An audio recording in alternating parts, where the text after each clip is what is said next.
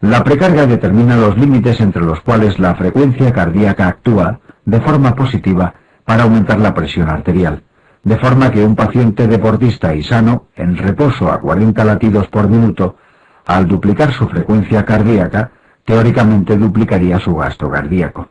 Sin embargo, si aumentamos mucho su frecuencia cardíaca, acortaría tanto el tiempo de diástole que se podría llegar a producir una contracción ventricular casi en vacío, con escaso volumen latido. Por eso, al aumentar la frecuencia no siempre aumenta el gasto cardíaco, sino solo dentro de límites fisiológicos.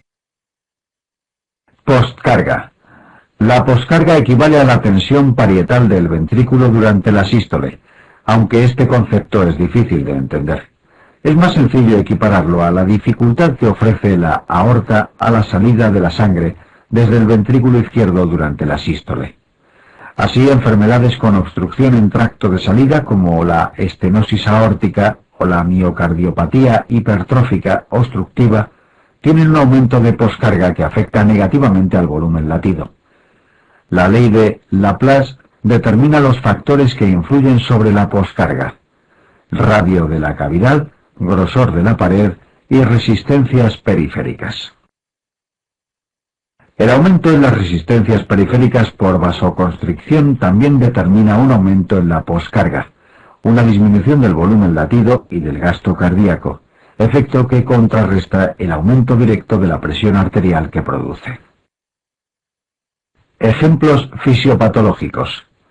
Este esquema nos permite comprender distintas situaciones fisiopatológicas como pueden ser el shock anafiláctico, en el que se produce una gran disminución de resistencias periféricas por vasodilatación directa.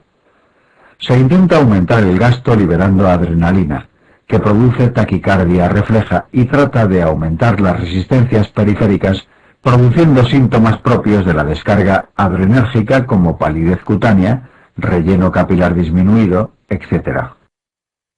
En una hemorragia masiva se produce una disminución del retorno venoso y la volemia, y va a disminuir la precarga, afectando negativamente al gasto cardíaco que se trata de compensar con una descarga adrenérgica que aumente de la frecuencia cardíaca, contractilidad y resistencias periféricas.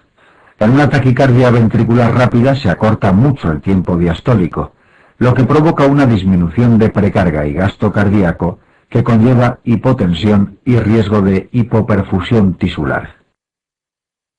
Un gran infarto produce una disminución en la masa contráctil y el gasto que se trata de compensar con la descarga adrenérgica, pero esta facilita la irritabilidad eléctrica y las arritmias malignas. Receptores adrenérgicos. Subtipos. La adrenalina estimula diferentes receptores adrenérgicos con efectos diversos.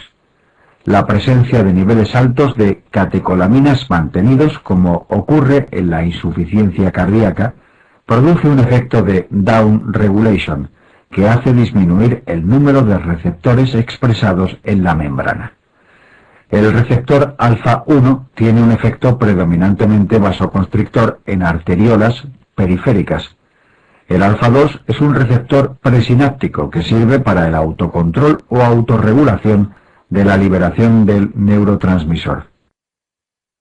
El receptor beta-1 se encuentra a nivel cardíaco y tiene un efecto inotropo y cronotropo positivo, es decir, aumenta la fuerza de contracción y el número de contracciones por minuto, por aumentar el calcio intracelular, facilitando además por este motivo las taquiarritmias.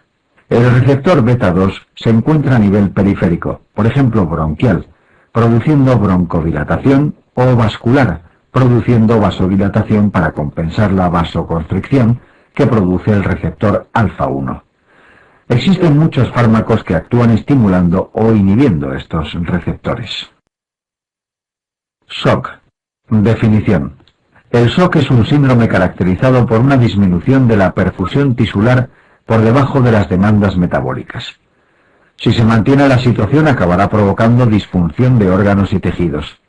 Generalmente se activa un mecanismo de compensación, como una descarga adrenérgica, con aumento de frecuencia y contractilidad cardíacas, vasoconstricción cutánea y muscular, para derivar la sangre hacia órganos vitales, etc.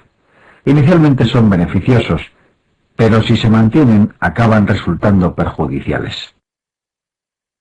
El shock no es un sinónimo de hipotensión, porque cifras de presión bajas pueden ser suficientes para mantener un aporte adecuado, por ejemplo, en un atleta.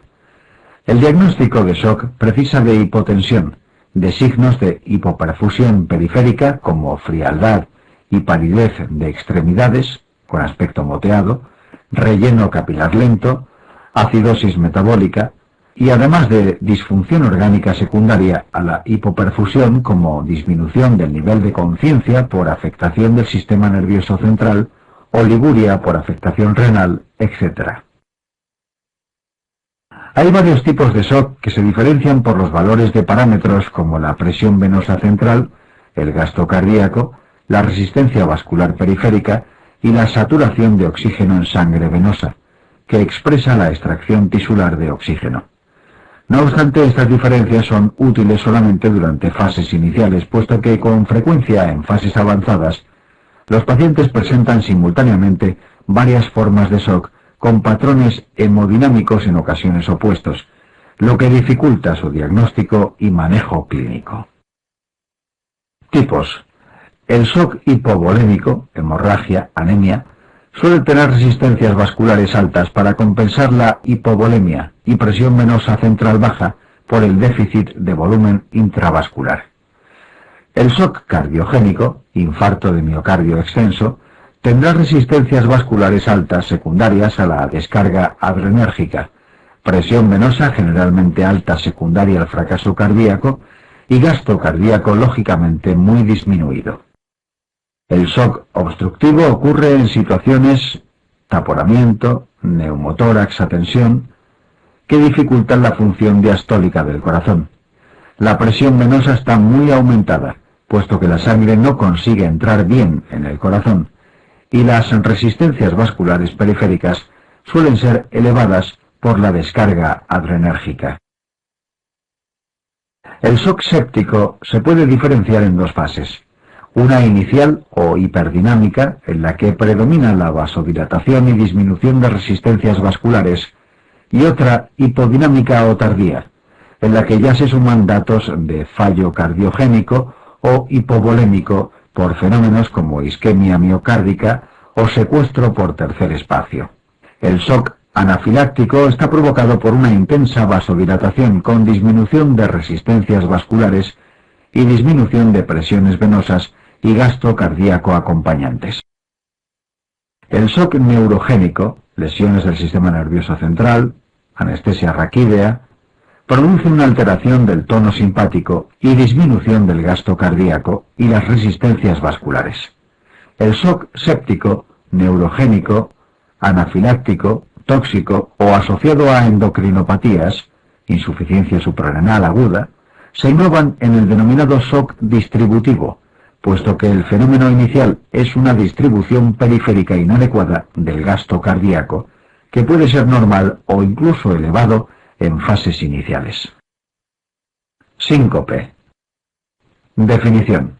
El síncope es un síntoma que consiste en la pérdida transitoria de la consciencia, generalmente breve, con recuperación espontánea y completa, y que está provocado por una disminución transitoria del flujo cerebral.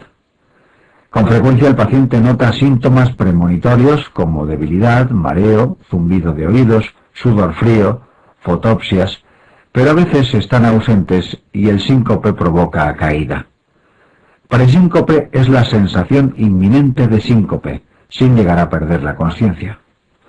Así, no son verdaderos síncopes las caídas casuales, la cataplejía, los accidentes isquémicos cerebrales transitorios, la epilepsia, las intoxicaciones, la narcolepsia, ni las pérdidas de consciencia psicógenas o endocrino-metabólicas como por hipoglucemia, hiperventilación, pues no son provocados por una disminución transitoria del flujo cerebral global.